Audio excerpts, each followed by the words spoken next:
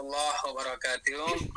Waalaikumsalam warahmatullahi wabarakatuh. Alhamdulillah, di siang yang sangat panas ya. Tapi kok ada yang hujan ya? Ada yang hujan? Gak ada Pak, di sini panas banget. Panasnya luar biasa emang ini. Tadi saya di perjalanan lumayan panas gitu kan ya. Ya baik, mari kita awali perkuliahan kita di siang hari ini dengan bersama baca basmalah dan mensyukur bagi yang beragama lain. Bismillahirrahmanirrahim. Ya, baik, sebelum kita lanjutkan perkuliahan kita, ini kita sudah berada di penghujung tahun ajaran 2024-2025. Ya tentunya hanya kurang 1 minggu lagi kita akan melaksanakan liburan, dan saat ini sedang dalam sibuk-sibuknya untuk mengisi laporan evaluasi anak didik ya, rapotan, kemudian juga akhir sana. Ada satu pemandangan yang terkadang terjadi dan mungkin seringkali terjadi di lembaga kita, di setiap akhir sana, di setiap pergantian tahun, biasanya memang ada orang tua, baik secara pribadi maupun mengatasnamakan koordinator kelas, maupun mengatasnamakan perwakilan orang tua yang memberikan hadiah, yang memberikan semacam barang yang bervariasi jenis barangnya. Ada yang mungkin sepatu, tas, cincin, gelang, baju, kalung, perhiasan, jam tangan gitu kan ya. Atau mungkin yang lainnya. Yang terkadang mereka menyampaikan ini adalah sebagai ungkapan cinta, tondo tresno gitu kan ya. Ungkapan bahagia dan terima kasih kepada guru yang telah mendidik anak-anaknya selama 1 atau 2 tahun ya. Dan ini hal ini kadang menimbulkan polemik di masyarakat. Ada yang mengatakan ya itu bersifat hadiah bukan paksaan, ada yang kemudian mengatakan kurang sudah mendapatkan honor atau gaji, baik di gaji 5 juta, 7 juta, itu kan, 10 juta, 5 juta, gitu kan ya. Ini ya Bu Arum ya, kan begitu. Ada juga yang sangat ekstrim mengatakan itu bagian dari gratifikasi, ya, terutama bagi guru-guru yang ASN yang sudah berpredikat sebagai pegawai negeri sipil dan lain sebagainya. Nah, itu permasalahan yang pertama. Permasalahan yang kedua adalah terkadang memang beda rezeki satu dengan yang lainnya. Sebelum kita masuk ke materi nanti, apa itu? Terkadang ada satu guru yang kemudian mendapatkan banjir hadiah. Tapi ada salah satu guru lain yang kemudian memang tidak mendapatkan sebanyak yang temannya dapatkan. Nah, mari monggo silakan sedikit berpendapat atau berbagi cerita praktek baik bagaimana pengelolaan hal ini di lembaga Anda dan bagaimana komentar Anda ketika Anda kemudian mengetahui hal seperti ini. Ya, jadi Pak Amin biasa kalau mau kuliah kita persepsi dulu ya. Jadi kita satu untuk perbaikan kinerja kita, mungkin perbaikan kesyukuran kita ya, sebagai sebuah renungan. Mungkin beberapa orang bisa menyampaikan sebelum kita nanti masuk ke tema kita. Boleh nanti hanya satu kelompok juga tidak apa-apa. Yang penting kan kita masih punya 6 kali pertemuan di kemudian hari. Jadi nggak usah terlalu tergusu-gusu gitu kan ya. Ya oke, saya masuk pertama coba. Selamat sore Bapak. Sore, silakan. Kalau di lembaga saya diperbolehkan, cuman pemberiannya itu biasanya waktu rapotan Pak, waktu PTC. Jadi bukan sebelumnya. Itu. Jadi ketika rapotnya sudah jadi, itu biasanya waktu selesai baru dikasihkan. Nah, aturan kedua itu tidak diperbolehkan untuk posting. Karena biasanya kan ada nih, kalau di Instagram kita ada followers dari orang tua, lalu di tag dulu. Waktu awal-awal dulu sering beberapa guru sebelum ada peraturan ini, itu mereka tag. Jadi kan kelihatan orang tua murid yang lain, oh si mami ini ini ya. Ya, jadi nanti yang lain kan kayak ke-trigger gitu. Nah, lalu keluar peraturan baru bahwa pemberian apapun tidak boleh di-post baik di status WA maupun di media sosial yang lain, dan tidak boleh tag orang tua murid meskipun itu pemberiannya kelompok, begitu Pak Amin. Siap. Ya, berarti intinya diperbolehkan tapi dengan berbagai ketentuan ya. Ya, nggih Pak. Oke, jadi ya itu memang satu hal yang terkadang ada saja orang tua kan yang mengatakan, kamu kok pelit sekali toh untuk gurumu aja kok nggak mau. Tapi mereka berpendapat, kita kan sudah bayar per bulan, kita kan sudah memberikan SPP per bulan. Mungkin di sekolah Bonafit mungkin berbeda dengan sekolah-sekolah di desa ya. Di sekolah Bonafit pemberiannya tidak hanya sekedar tas atau sepatu, malah kadang saya kadang sering mendengar berupa perhiasan, berupa yang branded dan lain sebagainya. Karena kan kemampuan orang tua statusnya mereka berbeda-beda. Masa kami orang berada kok hanya ngasih tas yang mereknya mereknya apa Mbak Kris biasanya? Ya, oke, saya bergeser ke Mursidah. Coba Mursidah, ayo Mursidah.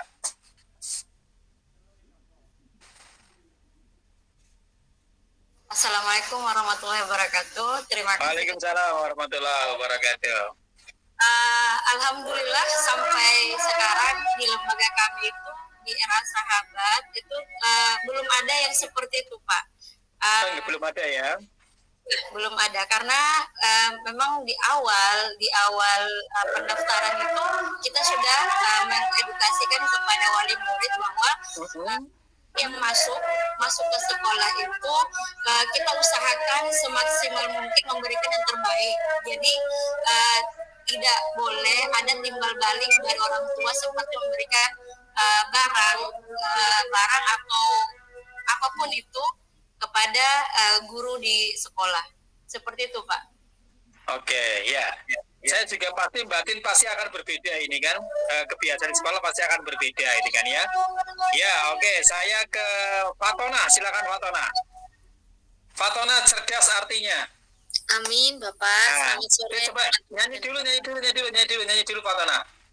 Sidik. Kawan coba katakan sifat Rasul ada berapa? 4 lah jumlahnya, ku sebut dengan artinya. Sidik artinya benar, amanah dapat dipercaya. Tablik menyampaikan, Fatona cerdas artinya. Nah itu Fatona cerdas artinya ya. Amin. Ya, oke, silakan Fatona. Baik Bapak, di lembaga kami itu memang ada beberapa, ya hampir setiap tahun itu kalau paguyuban itu pada ngasih ke walinya begitu Pak. Dan itu diperbolehkan, tidak diizinkan juga tidak diperbolehkan, maksudnya yang ada juga ada, yang enggak ada juga ada begitu Pak. Ini yang enggak ada juga ada, yang enggak ada juga ada, ya Mas Diki. Setiap kelas juga ada yang nggak ngasih gitu juga nggak apa-apa. Begitu ya. Nah biasanya kalau makanan itu biasanya kita bagi sama teman lain yang nggak dapet seperti itu Pak. Mungkin kalau barang itu kita terima, dan aturannya itu sama seperti Bu Grace, itu tidak boleh memposting atau mengucapkan terima kasih lewat media sosial begitu Pak. Harus secara dijabri saja ya intinya ya. Jangan diposting ya. Kadang begitu. Kita orang tua di rumah ya, misalkan ada apalagi di share di grup gitu ya. Terima kasih Mama Fatona telah memberikan kami gitu kan sebuah jam tangan mereknya Alba gitu kan. Nah, nanti Mama Vinda juga, waduh aku harus ngei opo kan gitu kan. Iya gitu Pak. Nanti kemudian Mama Arum gimana ini ya, kok yang lain pada ngasih kok ini malah nggak ngasih gitu kan ya. Jadi kan begitu ya. Jadi memang ada sekolah yang memang tidak membolehkan, juga ada yang membolehkan tapi dengan catatan juga ada. Kadang memang begitu kemudian diposting secara luas ya. Ada juga yang kemudian kemarin menyampaikan, Pak Amin, apa tuh artinya hadiah yang kami berikan Pak Amin, sudah 2 tahun guru-guru mendidik putra-putri kami di RA, masa kami kok tidak memberikan sebuah hadiah. Iya itu kan pendapatnya 1-2 orang misalkan ya, tapi beberapa orang pun pendapatnya lain. Kami itu sudah bayar SPP tiap bulan, kita sudah daftar pendaftaran, kita sudah memberikan kenang-kenangan di akhir lah. Terkadang itulah yang memang saya amati, itu memang betul tadi di awal pendaftaran itu atau di awal itu memang harus ada pemberitahuan begitu. Jadi terkadang kita mengundang orang tua yang datang, kadang misalnya dari 50 yang datang berapa lah, akhirnya kemudian tidak tersampaikan dengan baik. Bahkan ada yang sampai marah-marah kan, apa fungsinya komite, apa fungsinya jamiah, fungsinya paguyuban, hanya kemudian menjadi tangan panjang sekolah untuk begini. Ya itu wajar lah, sesuatu hal itu kan pasti ada namanya pro kontra, pasti ambivalensi gitu kan ya. Ya tentunya betul. Jadi kalau sampai mengupload kemudian men-tag ya, apalagi sekarang musimnya begini kan. Dan tadi betul disampaikan sama Fatonah ya, ketika kemudian ada satu guru, misalnya saya punya 10 guru, ternyata ada satu guru yang kemudian mereka mendapatkan sekian, mereka mendapatkan ini, mendapatkan itu, tapi ada guru yang kemudian walaupun dia mungkin hanya sekedar tukang bersih-bersih, TU, operator itu kan ya, itu kan terkadang malah justru nggak luput dari perhatian orang tua. Ya kan biasanya begitu. Jangankan operator dan TU, terkadang kepala sekolah pun kemudian juga luput dari perhatian orang tua. Ya kan? Jadi akhirnya di YouTube muncul bagaimana inilah operator yang kerjanya begitu dasar, begitu akhir tahun kita nggak mendapatkan apa-apa dari orang tua. ya kadang ada juga itu satu hal yang memang. Jadi pada intinya kenapa Amin angkat di sini, setiap sekolah itu memang punya privasi yang berbeda-beda. Tapi pada intinya bagaimana kemudian pemberian ini tidak membuat kita kemudian berbeda cara mengajar kepada anak-anak yang orang tuanya royal, orang tuanya biasa, orang tuanya kemudian ngeribeti dan lain sebagainya. Itu bagian dari sebuah perjalanan. Begitu ya Yasmin, silakan Yasmin, terakhir.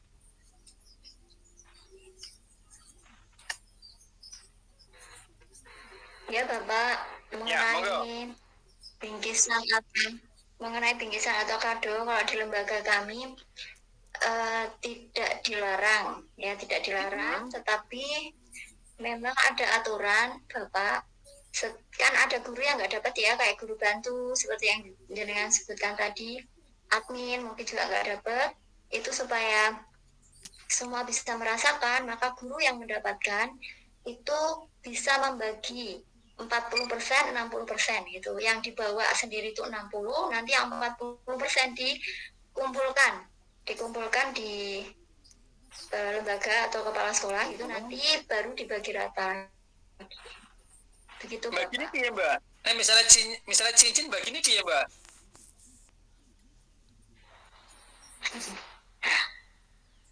Alhamdulillah sementara ini kita fleksibel Bapak. Ya, gitu. Biasanya berupa makanan itu bisa dibagi. Kalau baju, sepatu, berarti itu nanti konsekuensi gurunya untuk memberikan diuangkan gitu. Oh begitu ya. Oh ini saya baru dengar malah ini baru dengar ini. Iya. Gini Bapak, biasanya memang nggak cuma sepatu ya. Nanti dia juga dapat yang lain-lain gitu. Nah, yang bisa kira-kira lah nanti yang dibagi itu yang bisa dibagi makanan misalnya. Biasanya kalau sepatu atau baju ya menjadi milik pribadi, nanti sebisa mungkin tetap ada bagian untuk dikembalikan ke lembaga. Jadi semuanya bisa Gitu, Pak. dibagi ya. Jadi intinya ikhlas berbagi, sepatu bisa dibagi, kemudian makanan bisa dibagi, tas bisa. Yang penting hatinya nggak bisa dibagi gitu ya. Iya Mbak Yasmin ya. Ya berbagi hati kan agak susihan gitu kan ya, agak susah. Sekuat apapun iman kita kadang nggak mau berbagi hati kan gitu. Nah, ya oke, saya kira itu persepsi kita siang hari ini. Jadi pada intinya kawan-kawan, hadiah itu memang kita nggak boleh berharap ya. Kita nggak boleh berharap lebih ya. Tetapi kita juga menghargai prinsip dari Mbak Mursidah itu kan ya. Jadi yang memang tidak mau menerima bingkisan, menerima hadiah karena sekolahnya memang sudah memberikan hadiah yang luar biasa kepada guru-gurunya Mbak Mursidah ya. Jadi intinya memang kan itu kebijakan yayasan, kebijakan sekolah itu memang berbeda-beda. Namun pada intinya yang penting adalah bahwa hadiah yang diberikan orang tua kepada kita, betul ada juga teman-teman kita yang mungkin hanya nyawang, ya tidak kemudian bersifat individualis, harus kemudian mampu untuk berbagi dengan yang lain. Bahkan ada di sebuah YouTube ya, ada sebuah tayangan dikumpulkan semuanya di sebuah kelas misalkan ya. Baik yang didapatkan apa kemudian baru dibagi apa yang kau paling butuhkan hari ini misalkan. Ada model begitu juga. Nah itu bagian dari sebuah ikhtiar, sebuah cara agar tidak ada kemudian saling berawal dari sebuah bingkisan, sebuah hadiah, tapi membuat suasana di dalam sekolah tidak kondusif, tidak nyaman gitu kan, dan juga tidak saling bisa mengerti. Maka harapannya yang penting kita fokus ya, tugas kita dalam mendidik mereka, mencerdaskan mereka, kan ya, dan semoga yang kita lakukan ini menjadi sebuah amal soleh untuk kita. Ya, baik. Kawan-kawan semuanya, hari ini kita akan presentasi satu kelompok ya. Ini kita akan mempresentasikan terkait dengan alat peraga edukatif. Ya, jadi kita hari ini akan gali apa itu APE, apa itu jenis-jenis APE, apa itu kemudian tujuan APE ya. Sehingga paling tidak memberikan sebuah gambaran bahwa untuk mencapai sebuah tujuan pembelajaran, terkadang anak itu perlu bantuan, perlu sebuah alat. Alat itu kan sebuah alat, sebuah sarana untuk mencapai tujuan itu. Terkadang anak dengan perkataan kurang begitu memahami, dengan langsung ceramah kurang begitu memahami, mengajarkan hitung-menghitung langsung kurang memahami. Tapi dengan APE yang kita buat, ternyata kemudian mampu untuk memahamkan mereka lebih cepat daripada tidak menggunakan APE. Ya, ini kelompok yang 7 ya, betul ya, kelompok 7 ya. Iya Pak. Ya, kelompok 7. Oke, silakan kelompok 7. APE apa model? APE kan betul kan? Ya, oke. Silakan kelompok 7 untuk bisa mempresentasikan terkait dengan alat peraga edukatif. Silakan, bisa dimulai dari sekarang.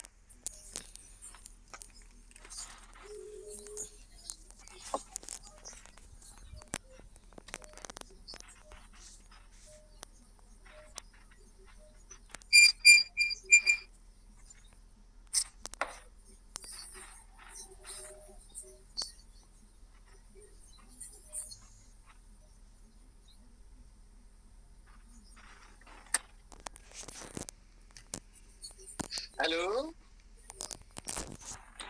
Baik, apa sudah terlihat PPT-nya Pak, teman-teman? Belum. Ampun, Miss. Udah, Chris. Udah. Nah, oke. Yuk, silakan bisa dimulai. Oke, baik. Selamat sore Pak Amin, selamat sore teman-teman semua. Perkenalkan kami dari kelompok 7.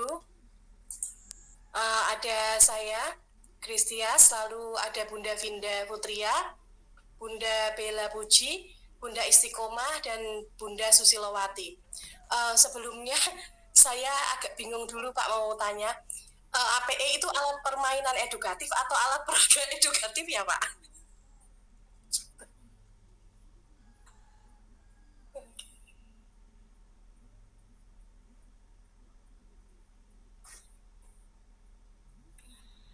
Kok saya nggak kedengeran ya suaranya? Masih di mute, Mbak. Ya, alat permainan edukatif. Iya, baik Pak. Nah, Akan saya lanjutkan. Aci. Oh emang saya omongnya. Oke, untuk pendahuluan, bermain adalah suatu kegiatan yang menyenangkan. Beberapa permainan anak memerlukan alat bermain. Pada saat anak bermain akan terjadi berbagai eksplorasi, penemuan, penciptaan, perkembangan daya pikir, perkembangan bahasa, perkembangan motorik kasar, kebiasaan berbagi, bermain bersama, berimajinasi, dan kreativitas. Permainan edukatif merupakan permainan yang memiliki unsur mendidik yang diperoleh dari sesuatu yang ada dan melekat serta menjadi bagian dari permainan itu sendiri yang dapat memberi rangsangan ataupun respons positif terhadap indera pemainnya.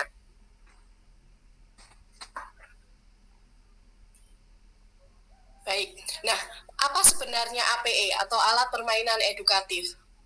APE adalah segala sesuatu yang dapat digunakan sebagai sarana atau peralatan untuk bermain yang mengandung nilai edukatif atau pendidikan dan dapat digunakan untuk mengembangkan seluruh kemampuan peserta didik.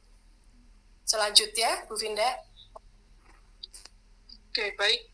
Saya lanjutkan dengan fungsi APE, menciptakan situasi bermain dan belajar yang menyenangkan bagi anak dalam proses pemberian stimulasi indikator kemampuan anak, menumbuhkan rasa percaya diri dan membentuk citra diri anak yang positif, memberikan stimulus dalam pembentukan perilaku dan pengembangan kemampuan dasar baik fisik ataupun motorik serta imajinasi, memberikan kesempatan anak dalam bersosialisasi dan berkomunikasi dengan teman sebaya.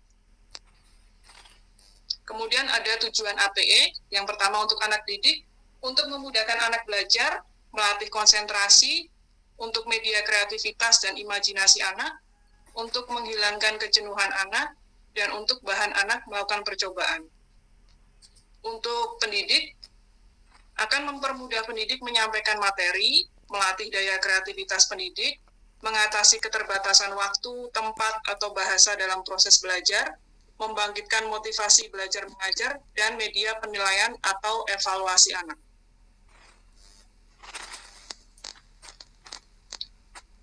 Jenis APE dalam ruangan atau indoor. Ada mainan pembangunan, mainan eksploratif dan manipulatif, sensori motor, mainan sosial, motorik kasar, board games, dan peralatan seni rupa.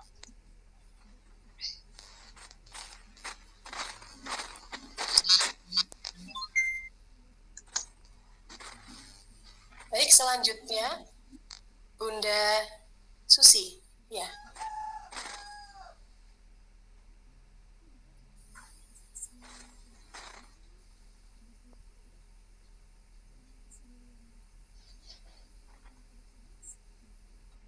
Bunda Susi? Apakah Bunda Susi sudah di sini?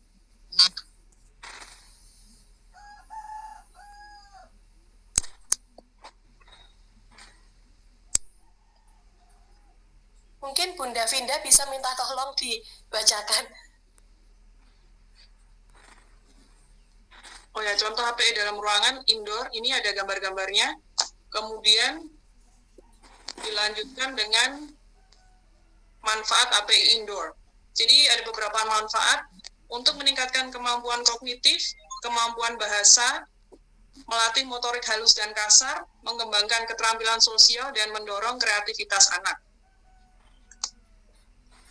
Selanjutnya, jenis luar ruangan atau outdoor, ada ayunan, seluncuran, terowongan, jungkat-jungkit, balok titian, tangga majemuk, alat bergelantungan, bak pasir dan bak air, rumah pohon, dan jaring laba-laba. Bunda Bella, silahkan. Ya, saya lanjutin. Berikutnya adalah contoh APE luar ruangan atau outdoor. Itu ada gambar-gambarnya seperti pada presentasi. Selanjutnya, Bu. Nah, manfaat APE outdoor ada 1, mengembangkan motorik kasar.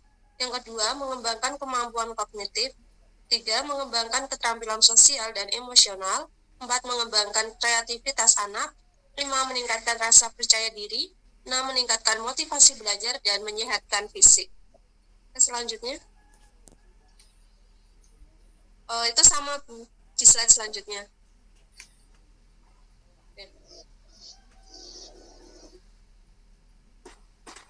Baik, Bunda Istiqomah, apakah di sini? Ya, iya Bun. Baik, selanjutnya itu masalah APE di TK GRI Gunung Jati Pati. APE odor yang tidak dirawat oleh pengelola dengan baik, seperti cat besi yang mengelupas dan beberapa mainan yang besinya sudah patah. Pengajuan perbaikan APE selama libur sekolah, sehingga nanti ketika anak-anak masuk sudah dalam kondisi yang baik dan aman untuk dipakai. Masalah APE di TK Bunda Kodijah dan KB Condong Sari, keterbatasan lahan sekolah atau untuk bermain sehingga hanya bisa menampung 2 jenis alat bermain, sehingga anak-anak menghabiskan waktu bermain untuk mengantri. Jam bermain diatur dengan sistem staggered atau dibagi menjadi 2 kelompok. Kesimpulan, APE alat permainan edukatif bukan sekedar alat bermain biasa, namun dirancang khusus untuk membantu anak belajar dengan menyenangkan, mengembangkan kemampuan kognitif, sosial, dan motoriknya secara optimal. Sudah, Bunda. Baik, terima kasih. Sekian presentasi dari kelompok 7 mengenai APE. Terima kasih untuk waktunya Pak Amin dan teman-teman semua.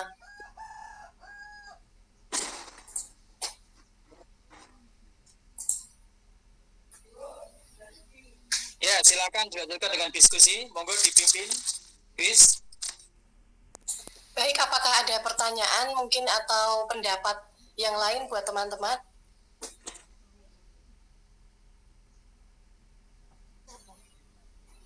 Sebenarnya waktu membaca beberapa panduan itu ada beberapa jenis yang berbeda ya, Pak Amin, seperti tergantung dari kurikulum yang dipakai di sekolah itu, tergantung dari model metode pembelajarannya juga. Jadi mungkin di satuan Bunda sekalian mungkin ada yang lain yang mungkin tidak kami sampaikan di presentasi ini yang bisa membantu, atau APE lain yang boleh kami dapat informasi supaya menambah juga pengetahuan dari kelompok kami.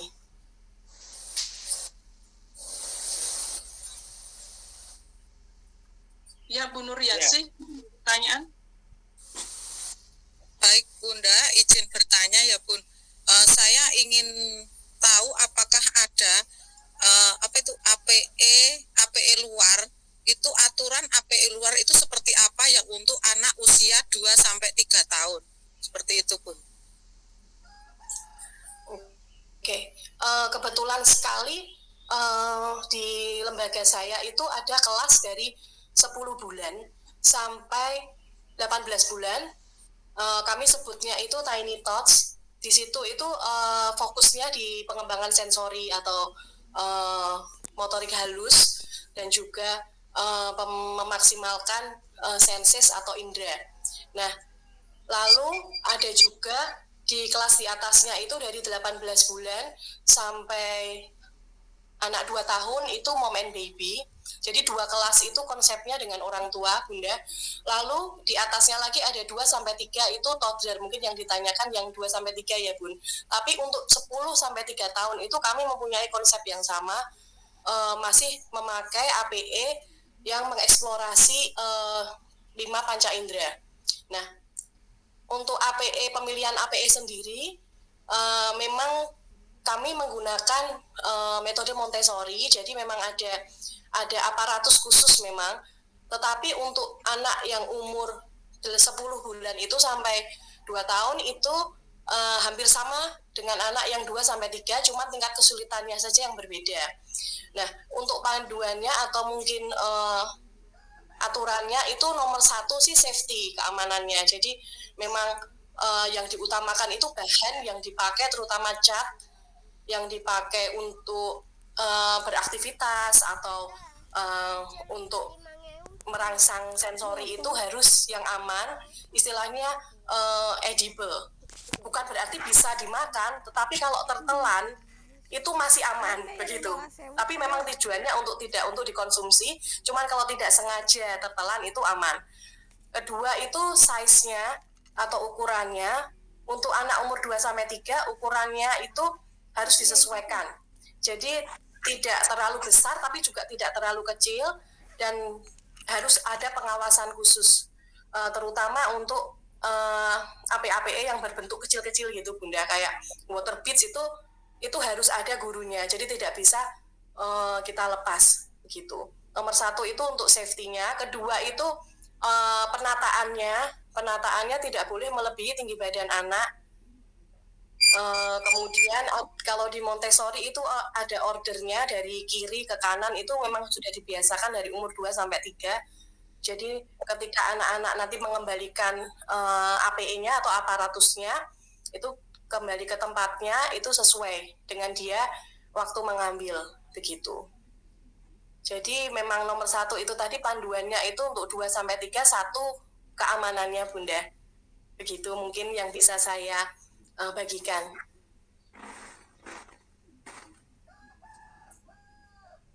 Bagaimana Bunda Nur?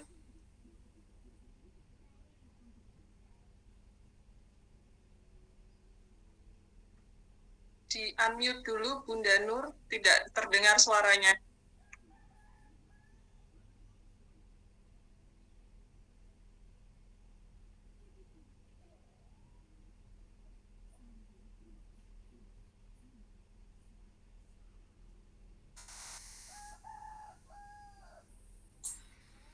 Baik, mungkin ada lagi. Bunda Nur sudah memberi jempol. Terima kasih Bunda.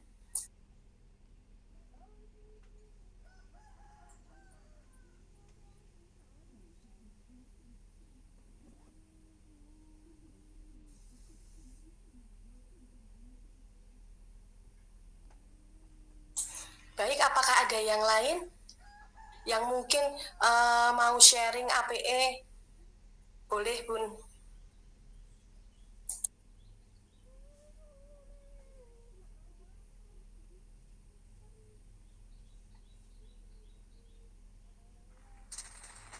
Ya, terpental. Oke, balik lagi.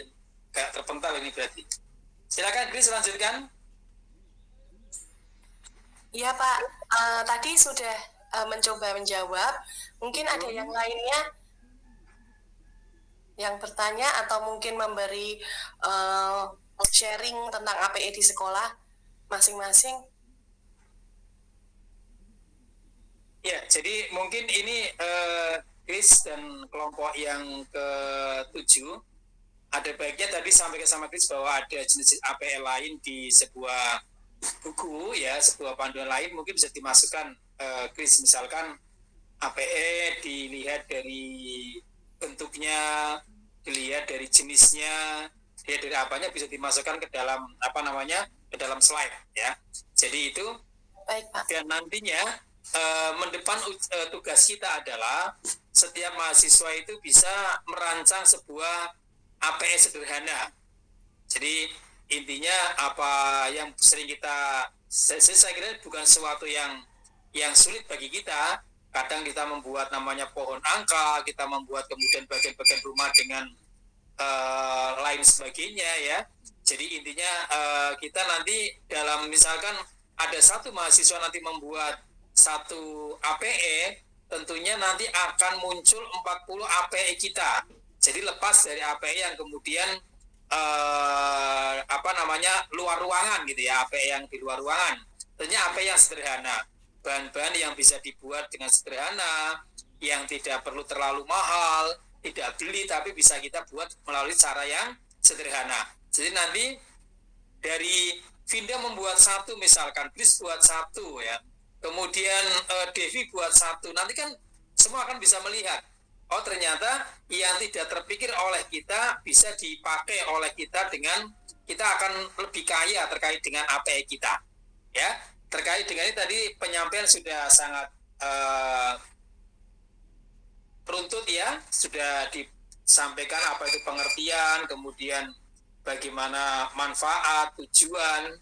Jadi ada permasalahan yang dihadapi oleh beberapa lembaga, baik di lembaga mana outdoor maupun indoor itu ada tadi disampaikan, saya baca itu ada di Kodija, ada di lain sebagainya. Terus kira-kira kalau kita kemudian ada keterbatasan lahan, sudah ada jam bermain anak diatur dengan sistem menjadi 2 kelompok sehingga tidak terlalu banyak anak yang dalam satu permainan. Ada juga yang kemudian tadi terkelupas lain sebagainya, itu kan bagian dari sebuah permasalahan yang ada di lembaga kita.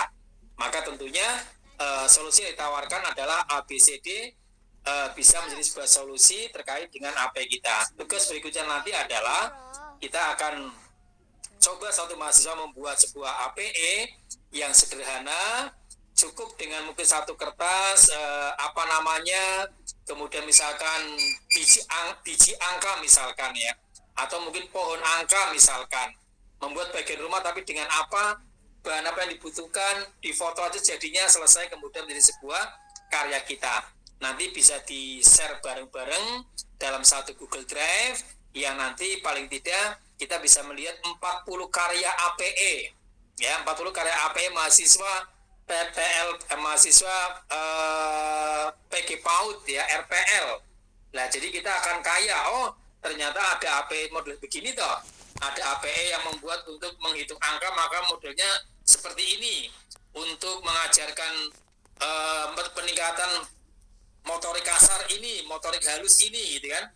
Jadi nanti kemudian tujuannya apa, cara mempermainkan seperti apa, cara membuatnya, kemudian difoto bentuknya jadi seperti apa. Nanti insya Allah kita akan lebih kaya mendapatkan 40 APS sederhana dari yang kita buat tersendiri. Ya, baik, kita berikan plus buat kelompok ke-7, buat Grace, buat Vinda, buat kawan-kawan semua yang telah mempresentasikan dengan suara yang sangat jelas ya. Alhamdulillah, tadi pamit di kelas sebelah gangguannya banyak, suaranya nggak jelas, ini sangat jelas suaranya sehingga bisa kita nikmati ya. Nanti tinggal tambahkan itu aja Grace ya, di beberapa slide ditambahkan jenis-jenis AP dari bahannya, dari cara fungsinya, nanti itu akan lebih melengkapi dan juga lebih enak ketika dibaca dari A sampai Z. Baik kawan-kawan, kelompok yang ke-8 sudah siap?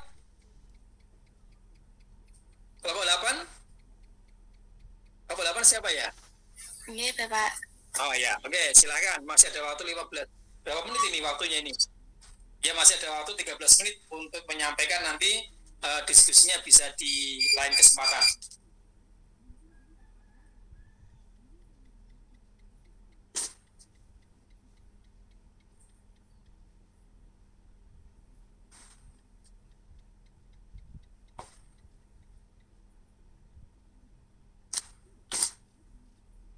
Oke, sudah terlihat, bisa dimulai. April. Arum. Iya, Bapak. Iya, Bapak. Teman-teman yang lain sudah standby? Ini sudah Mei kok masih April aja tuh. Udah dipaten, sudah Juni masih April aja gitu kan.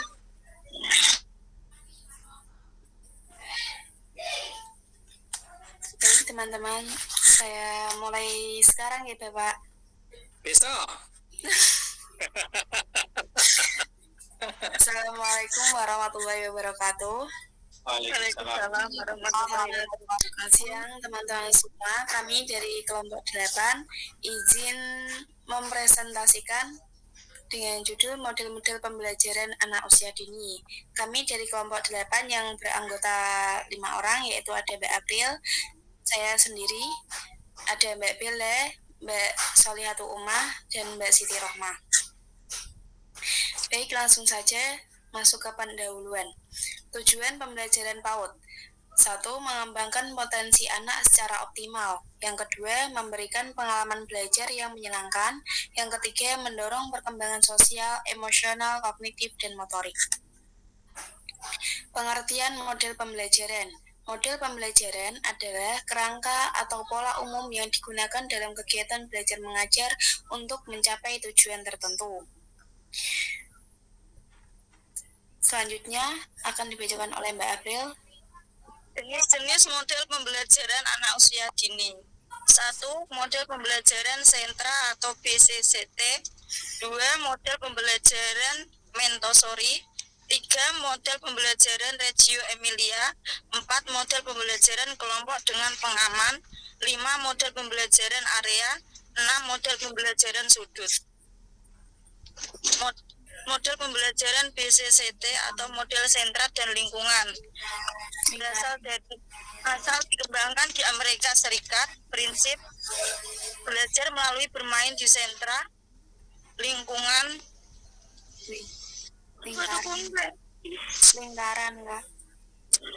lingkaran waktu sebagai momen refleksi, keunggulan anak aktif dan mandiri. Selanjutnya Mbak Bila. Model pembelajaran Montessori. Ciri khasnya, yang pertama alat peraga khusus Montessori. Yang kedua, anak bebas memilih aktivitas. Tujuannya mendorong kemandirian, konsentrasi, dan disiplin diri. Model pembelajaran Reggio Emilia, asal dari Italia. Fokus anak sebagai peneliti kecil. Kolaborasi antar guru, anak, dan orang tua. Kelebihannya menghargai ekspresi dan eksplorasi anak. Selanjutnya akan dibacakan oleh Bu Lika. Model pembelajaran kelompok. Model pembelajaran ini diatur kelompok, di mana anak dibagi menjadi beberapa kelompok, dan setiap kelompok melakukan kegiatan yang berbeda. Kegiatan kelompok merupakan kegiatan inti yang harus dilakukan setiap anak.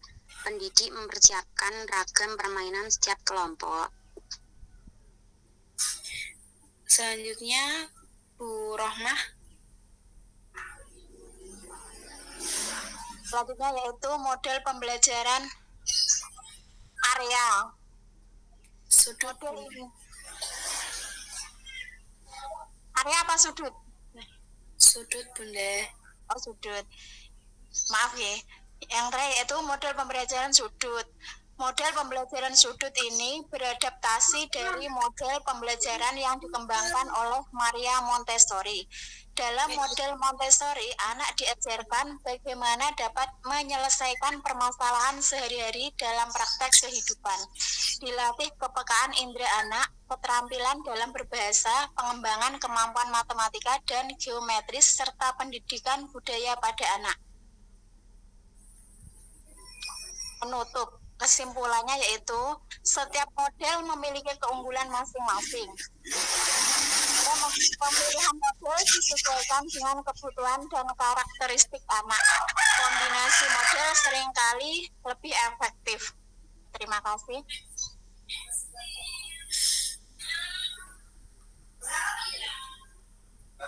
Cukup sekian presentasi dari kelompok kami, Bapak dan teman-teman. Silakan untuk yang akan menanggapi presentasi dari kami.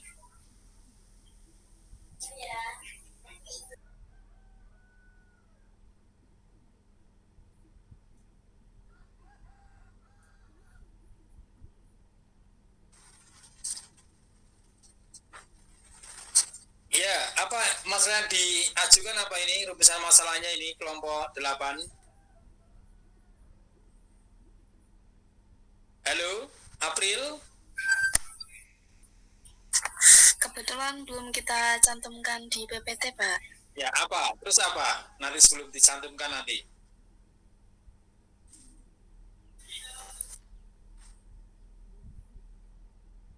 Ya, jadi nanti sambil nanti menunggu mencantumkan, silakan kawan-kawan yang ada di room meeting ini, barangkali ada yang mau ditanyakan terkait dengan model ya. Ini sepertinya terlalu singkat ini materinya, April dan kawan-kawan ya. Jadi bisa ditambahkan bagaimana sekarang model-model pembelajaran ya. Jadi ditambahkan plus minusnya, positif negatifnya ya.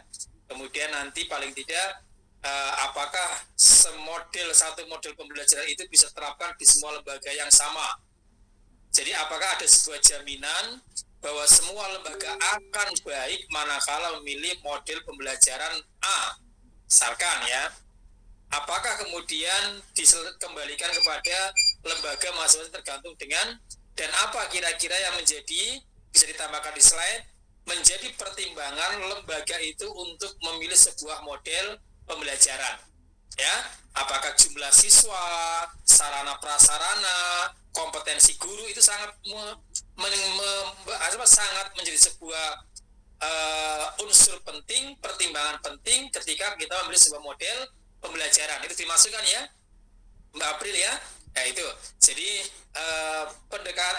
model pembelajaran sentra, kelebihannya apa, kekurangannya apa? Model pembelajaran sudut, apa kelebihannya, apa kekurangannya? Nah, dengan itu nanti akan mengerucut bagaimana pertimbangan atau bagaimana kemudian hal-hal yang perlu diperhatikan dalam menentukan sebuah model pembelajaran. Tentunya di pembelajaran di model pembelajaran di Dewi akan berbeda dengan di Kris atau mungkin di Vinda. Ya, pembelajaran di April mungkin berbeda modelnya dengan pembelajaran yang ada di lembaga lain. Nah, tentunya kan ada pertimbangan khusus ketika pilih model pembelajaran itu. Ya, oke, silakan Dewi, tadi angkat tangan mau menyampaikan sesuatu. Mau bertanya Bapak, sekarang Ya, di kurikulum Merdeka kita kan menggunakan invitasi untuk pembelajarannya. Nah, apakah itu sama dengan model pembelajaran kelompok? Kalau misalnya sama, persamaannya apa? Terus kalau misalnya berbeda, perbedaannya itu apa? Terima kasih. Nah, silakan Mbak April dan kawan-kawan.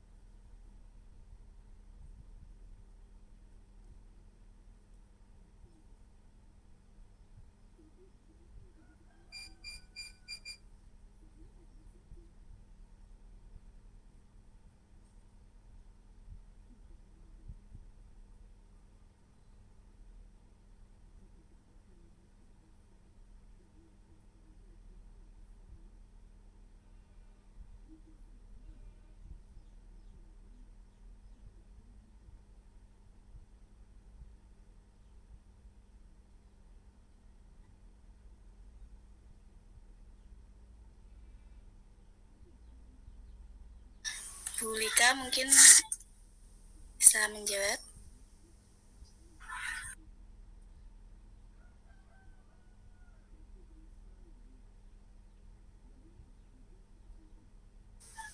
Izin menjawab sepemahaman saya, nggih Bunda Mas Ola.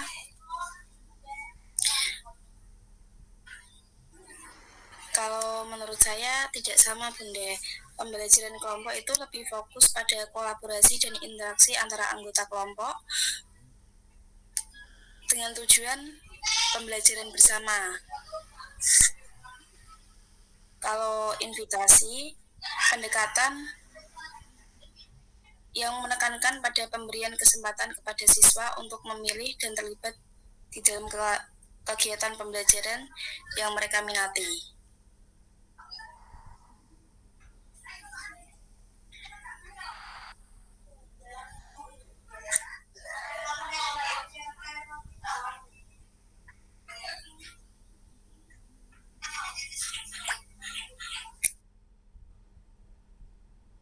Atau pripun yang lain mungkin ada yang bisa menambahkan dari kelompok selain kelompok 8.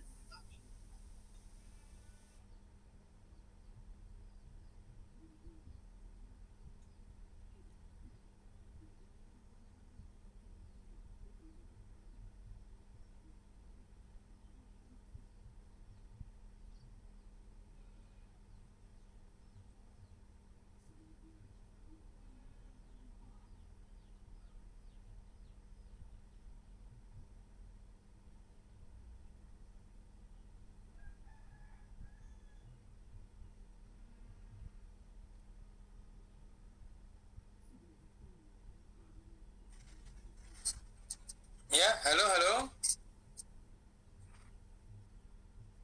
Kok ini sinyalnya agak lumayan ini.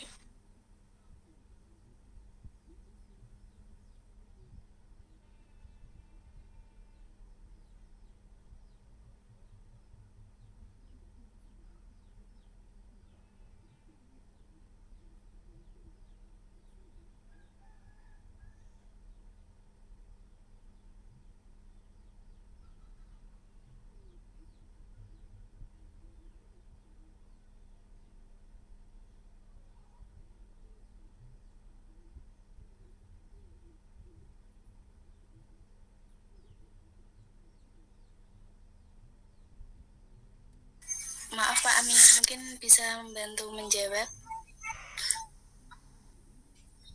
Kelompok saya sepertinya ini tadi di grup ada yang keluar karena sedang tidak di rumah dan HP-nya kebetulan lowbat gitu. Ya, begini saja. Ini karena waktu juga sudah tidak memungkinkan. Nanti kita bisa jawab secara offline ya. Pada intinya Mbak Arum, April, dan kawan-kawan, itu tadi Pak Amin sedikit menambahkan ya, ditambahkan terkait dengan model pembelajaran itu, positif, negatifnya semuanya, sehingga nanti ada rumusan masalah bisa disampaikan ke kawan-kawan semuanya ya. Jadi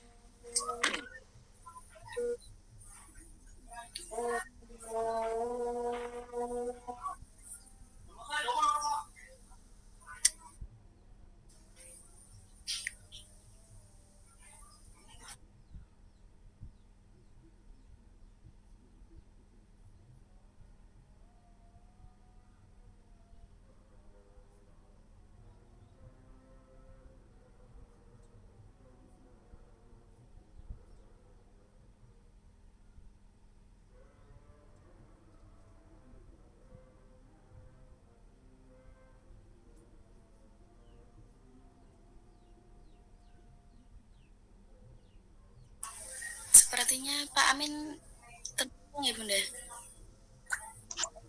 Iya, terpental Bun. Baik, saya minta maaf atas kekurangan presentasi dari kami pada hari ini. Kami akan melengkapinya untuk minggu yang akan datang ya Bunda-Bunda. Dan untuk Bu Masula akan simpan pertanyaan panjenengan dan insya Allah akan kami jawab di PPT juga. ya, saya bisa masuk lagi nih di terakhir ini. Nggak tahu nih kok bisa keluar masuk. Tadi di pertama bisa stay tune, bisa ini kedua malah ya. Baik, mungkin karena sudah kode alam karena sudah jam 2 ya, jadi sudah jam 3 lebih ya. Baik, April, Arum, Chris, Vinda, dan kawan-kawan semuanya. Demikian pertemuan kita di siang hari ini. Terima kasih atas kebersamaannya, atas inspirasinya, motivasi untuk sore hari ini. Nanti insya Allah untuk kejelasan bagaimana terkait dengan model pembelajaran, pendekatan pembelajaran, metode pembelajaran, kita akan bahas di kesempatan yang akan datang. Dan tentunya terkait dengan pengembangan materi PLP ini akan dibahas di kuliah-kuliah berikutnya. Ada SPM, ada metode pembelajaran, nanti ada tersendiri. Ya, ini hanya untuk memaparkan secara umum, tapi secara sempit dan mendalam nanti di perkuliahan yang mata kuliah yang lain. Matur nuwun, kita aplaus untuk kita semuanya. Kita ini dengan bacaan hamdalah dan menyesuaikan bagi yang beragama lain. Alhamdulillahirrahmanirrahim. Matur nuwun, selamat melanjutkan aktivitas. Besok Senin sudah mulai konsentrasi rapotan, akhir sana dan lain sebagainya. Matur nuwun, mohon maaf. Assalamualaikum warahmatullahi wabarakatuh. Waalaikumsalam.